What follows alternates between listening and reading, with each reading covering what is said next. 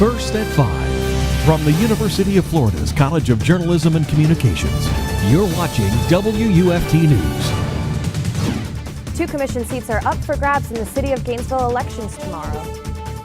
And storms tore through north central Florida today. What you should expect going into tomorrow. That severe weather is our top story this evening. I'm Amanda Grahowski. And I'm Nicola Perdomo. Heavy rain has again started to fall throughout the area. WUFT forecaster Grayson Jarvis is tracking these storms right now. Grayson, what can we expect for tonight and tomorrow?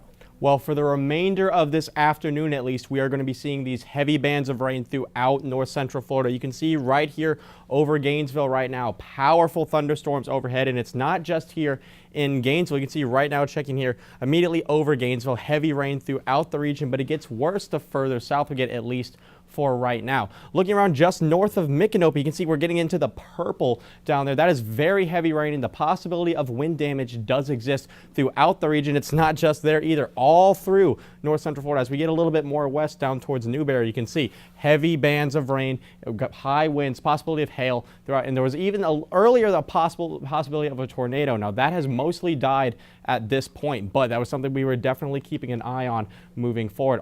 Remember, keep in mind, all throughout, like about 8 p.m. is when I'm going to start expecting this to move out of the way. But until then, keep in mind, we are going to be having these heavy bands of rain. Back to you. Thanks, Grayson. The morning commute in Gainesville was hectic for officers having to handle intersections where lights lost power. The burden quickly shifted to utility crews. 2,000 customers lost power, and Clay Electric saw severe damage in some areas. WUFT's Alexis Pastor has more on the damage. Gainesville and Alachua County residents experienced a severe thunderstorm warning earlier this morning. Some areas did get some damage, but others remained safe throughout the storm. The Parker Road area saw the worst damage from the storm, with many power poles and lines coming down. Some who lost power in and outside of town may not have it restored until late tonight. We had around 2,000 customers that lost power because of the storm. 1,800 of those were restored by 10 a.m., and the rest should be restored later today. While residents can't do much to speed up the repair process, there is a way to get updates quickly. County Emergency Manager John Shaw says residents can sign up for the Alert Alachua system. And this will give them alerts regarding thunderstorms or possible tornadoes. Any severe weather that we may encounter, they will be notified of that. Although some damage was done during the storm this morning, there will be another storm coming in tonight and into tomorrow morning. Alachua County residents are encouraged to stay prepared and stay indoors. Reporting from Southwest 122nd Street, Alexis Pastor, WUFT News. Storms also left their mark on Gilchrist County. Gusty winds knocked down trees and power lines throughout the county. Gilchrist County Fire Chief James Campbell says about 2,500 homes lost power during the storm. He says the early morning storm rolled in fast and hit the county hard. From the severity and the quickness that it came on with this one is why we received just the damage that we did. We typically do have some trees, power lines down with any storm with higher winds. We just weren't expecting it for this time.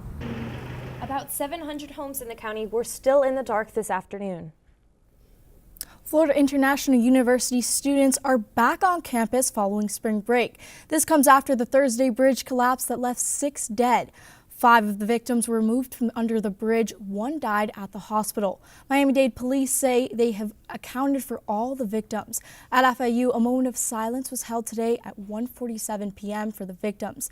The National Transportation Safety Board is investigating the cause of the bridge collapse. That investigation could take months to complete. Gainesville police say an argument over a $73 debt escalated to gunfire. The victim wasn't hit, but it took hours for 35-year-old Anthony Brown to surrender to police. Officers surrounded his Windsor Terrace apartment yesterday afternoon as negotiators talked to Brown by phone. Brown is accused of firing a shot at the man who stopped by to collect the money owed. Brown is now charged with attempted murder and possession of a firearm by a felon. Also this weekend, the rescue of a driver trapped in a car on Paynes Prairie. Lane closures on Highway 441 have been an issue since Hurricane Irma, but a northbound driver Sunday morning didn't notice the orange cones until it was too late. Troopers say she clipped a cone, then overcorrected and went off-road into her in her Toyota Avalon, which started to sink into the flooded prairie. First responders used a ladder bridge to reach the vehicle, then cut a hole through the roof to pull her out. She was taken to the hospital and is expected to be okay. In Gainesville, 2 rookie city commissioners will learn tomorrow if they've earned a second term in office. Turnout can be very low in Gainesville spring elections, and weather could play a factor tomorrow. WUFT Justin Alum joins us with more on the urgency of getting supporters to turn out. Candidates had one last day for campaigning, squeezed in between the end of early voting and Election Day. All the city's precincts will be open tomorrow. At the County Supervisor of Elections office, workers are preparing for Election Day in Gainesville after more than 6,000 ballots were cast early. 5 candidates are battling for 2 seats on the City Commission. I think the biggest reason that they should come out is to participate in their local elections, because these are the elected officials that will be making decisions that concern them on a local level. In the only citywide race, Harvey Budd is looking for re-election following his first term in office. I'm very optimistic. I think people are going to vote based on experience, and that's what I bring to the table. Experience that really matters. With my CPA background, my business background, and my year on the commission, 3 years on the commission. I'd be ready to go on day one. His challenger, Gail Johnson, says her team has talked to thousands of possible voters throughout the city.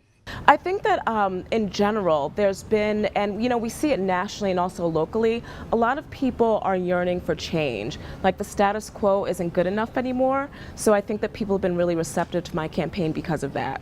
In the District 1 race, incumbent Charles Gostin has 2 challengers, Tyra Edwards and Gigi Simmons. So far, only 7% of Gainesville's 91,000 registered voters have cast ballots. Like the candidates, Kim Barton hopes people will brave the bad weather tomorrow morning. I truly had hope for a higher turnout this year, but we still have Election Day for voters to come out and vote. Precincts within city limits will be open tomorrow from 7 a.m. to 7 p.m. If you ordered a mail-in ballot and forgot to mail it, you'll need to drop it off downtown before 7 p.m. Live from the newsroom, Justin Alum, WUFT News. New today, Governor Scott signing a bill into law designed to fight the opioid epidemic. Medications for acute pain can now only be dispensed in 3-day supplies instead of 30-day supplies. Healthcare professionals must also check an opioid database before writing a patient additional prescriptions. I want to thank the entire legislature for passing a bill that I think is going to have a positive impact. Nobody wants any family member or friend to have to deal with this. All of us know somebody that's probably dealt with this. We are going to do everything we can in the state to help individuals not become addicted. Scott also specifically thanked Speaker of the House Richard Corcoran and Senate President Joe Negron. 2 Alachua County schools have accepted grants from the National Rifle Association during the last 10 years. Eastside and Gainesville High School JROTC programs won the equipment grants, supplying the program with the needed materials instead of money. Eastside High School officials say they're no longer pursuing NRA grants. However, Alachua County Public Schools spokesperson Jackie Johnson says right now Alachua County schools are still permitted to apply for and accept money from the organization. They could choose to make a blanket statement that we don't apply for grants anymore from the NRA or some other group, but that's just not something that they've discussed at this point. The school board pays half of JRTC educators' salaries, leaving the rest of the program costs to be covered by the military and the school. Up next on WUFT First at 5, people in Austin, Texas on edge after the 4th explosion in less than a month.